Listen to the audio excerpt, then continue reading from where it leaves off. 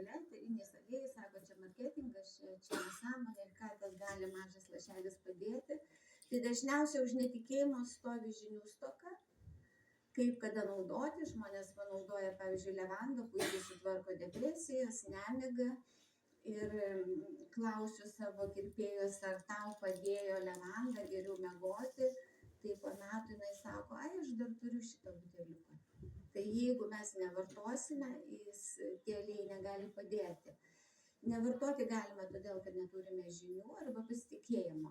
Ir va tas nuoseklumo stoka kartais mums neduoda to rezultato. Dar yra toks pastebėjimas, kad žmonės ieško stebuklų. Kaip jaunos šeimos yra atvažiavusios mokyti saugios aromaterapijos ir 26 metais prognozuojamas labai didelis aromaterapijos augimas dėl to, kad tie, kas mes išmokstame teisingai naudoti eterinius aliejus, mes puikiai tvarkomės su įvairiais negalavimais. Kas buvo pirmasis aromaterapeutas, sufleruoju? Dievas, kuris sukūrė rojų. Tai vat tas kvapų rojus, jis iš tikrųjų žavi ir jeigu pasižiūrėti į Bibliją, tai Biblijoje yra minimi 33 augalai, iš kurių buvo išgaunami eteriniai aliejai. 1031 kartas yra paminėti eteriniai aliejai, kvapnieji augalai ir taip toliau. Ir vat matote, kad Senasis testamentas iš 39 knygos taip pat mini eterinius aliejus. Ir yra atrastas pats ilgiausias 108 lapų žinomiausias toks mokslinis, sakyčiau, traktatas, tai Eberso papirusas. Įdomu tai, kad jame yra aprašyta 877 terapiniai receptai, diagnostikos, teoriniai pamąstymai, kodėl žmonės serga ir įvairios ligos, kurios yra žinomos šiuolaikinėje medicinoje. Eteriniai aliejai praeityje buvo brangesni už auksą, tai tarkim faraonams, karaliams eteriniai aliejai buvo prieinami, bet paprastai liaudžiai eteriniai aliejai nebuvo. Mumijos išsilaikė iki šių dienų, tai prie viso to, ką jie darė, jie naudojo dar ir eterinius aliejus. Žinia, kad Europoje, kai siautė maras, daugiausiai išgyvenusių buvo parfurmerių, visi tie, kas dirbo su augalais, kas kūrė kvepalus, tai va ta augalo gale, jinai pasitarnavo ir žmonės išgyveno. Tai vat maro metu buvo deginami laužai iš įvairių ir jisai turi daugybę savo sudėtyje molekulinių junginių. Tai vat išgaunamas iš žiedų, lapų, žievių, dervų ir kitų augalų dalių. Ir jeigu lyginti augalą ir eterinį aliejų, tai eterinis aliejus yra 10 000 kartų stipriau už patį augalą. Ir chromatograma yra, vat mato, čia yra parodyta, kiek, sakykime, čia yra tikroji levanda, kiek yra veikliųjų medžiagų pačioje levandoje. Ir aišku, eteriniai aliejai skiriasi savo savybėmis. Tai vat eterinių aliejų poveikis gali būti silpnas, vidutiniškas arba labai stiprus. Ir jeigu kalbėti, žmonės labai nori tų mokslinių įrodymų, tai vat yra padaryta kreivė nuo 1963 metų, kaip aromaterapijos tema vystosi ir kreivės kyla į viršų. Ir kas domitės moksliniais pagrindais, tai vat yra mokslinių medicininių tyrimų informacinis centras, vadinasi PubMedas, ten yra skaitmeninė biblioteka, ji yra nemokama, pavyzdžiui, įsivedus, sakykime, kokį arbatmedį, mes galime surasti apie, kada buvo labai daug užklausų apie eterinius aliejus, kaip jie veikia prieš bakterijas, prieš virusą, žodžiu, kaip jie veikia kaip antiinfekcinė priemonė. Žymusis Kurtas Šnaubeltas, jis buvo atvažiavęs į Lietuvą, jis yra mokslininkas, pirmasis į Europą įnešęs tą mokslinį motyvą apie terapinės klasės tie, kuriuos mes galime dar saugiai vartoti ir į vidų, kada reikia. Tai vat, kai rinkoje tiek daug eterinių aliejų, reikia visą laiką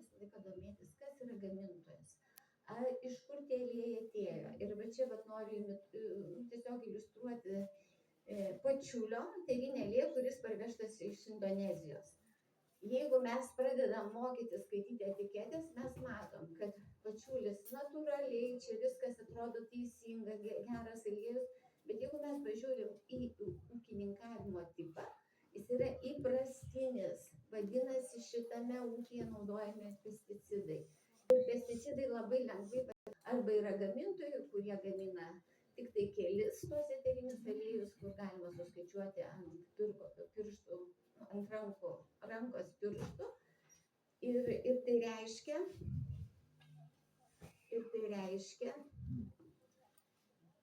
kad netgi natūralūs ekologiškai sertifikuoti, juose dažniausia pačio eterinio aliejaus būna tik 5%. Va. Tai reikia labai, sakau, atsakingai žiūrėti, kokią aromaterapiją jūs taikysite savo šeimoje. Kalbėti apie sintetinius ir dirbtinius eterinius aliejus, tai iš vis yra... Taip, tie visi, kur kainuoja euras, 2 eurai, 3 eurai, jie dažniausiai yra sintetiniai, dirbtiniai. Bet šiandien aš noriu tiesiog atnešti tą žinutę, kaip su eteriniais aliejais mes galime veikti sveikatą. Čia tik tai bendro pobūdžio. Ir aš dirbu būtent su Young Living 12 metų, todėl, kad jie duoda absoliučią kokybę. Sąmoningai. Va. Toliau. Tas greitas poveikis, va būtent apsauga, kaip sakiau, ant rankų, galite vat, ore, mes čia turėjom. Poveikis namuose. Vonia, tualetas, išėjot, viskas, kvapą neutralizuojat, švarus, skanu. Įlipot į automobilį, norit pakvėpinti, išpurškėt. Žodžiu, kad kuo mažiau chemijos namuose. Išvalėt šiukšlių dėžę, išpurškėt šiukšlių dėžę. Kas čia yra? Čia yra irgi vienas eterinis aliejus, yra lemongrasas. Jis yra labai toksai ir skaniai kvepia, ir lengvas, ir tuo pačiu labai yra toks antipatogeninis. Tai va namuose pasidarot kelis tokius butelius, parėjot, nusimovėt kedus, kad nuo nagų grybelio, įsipurškėt. Einat į mišką, įsipurškėt. Paskui receptus aš galėsiu paskui pasakyti, dabar gal noriu, kad tai čia yra pipirmėčiai. Ir aš dabar noriu duoti jums patestuoti, reikia šitą naudoti. Kieno yra silpnas virškinimas, reikia naudoti beveik kasdien. Tai reiškia, pirmadienį, penktadienį naudojat, šeštadienį, sekmadienį darot pertrauką. Kaip naudojat? Tiesiog ryte vieną lašelį su šiltu vandeniu kaivinu. Mes aktyvinam virškinimą, mes mažinam tą visą patogeninę florą ir labai aktyvinam tulžies kanalo šitą nutekėjimą. Tai dabar lašelį, kas nori, labai bus stipru. Jeigu turit vandenuką, užgerkite. Tai va, čia bus greitas poveikis, čia yra stebuklas. Veikianti, nes vis keliu medžiagą, bet vėliau taip, galima bus ją naudotis.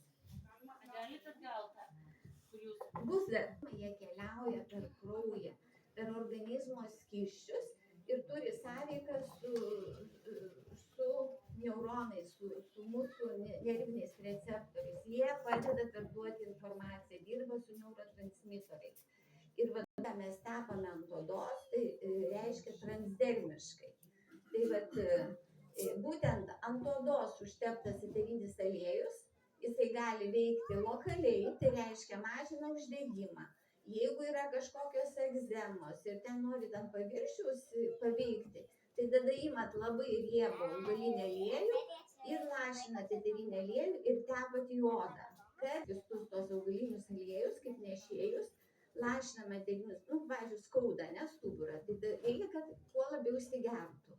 Ir tada į tą tokią augalinį aliejų, kuris yra skystas, lašinam aliejus, kurie nuskausmo ir tepame skaudančią vietą. Kelienai, sąnariai, aišku, sportuojam, judam, prie viso to dar naudojam aromaterapiją. Per nervinius impulsus veikia ir nervų sistemą. Per kraujotaką, tai reiškia per kraują, eterinis aliejus pasklinda po visą organizmą. Yra mūsų meridianai, mūsų yra pėda. Tai ką užtepsime ant odos, tai panašiai per 20 minučių eterinį aliejų pasklinda po mūsų organizmą. Kas turite stuburo skausmus, tai yra kelios technikos, kur galima tiesiog susitvarkyti be vaistų, bet tai reikia turėti kantrybės.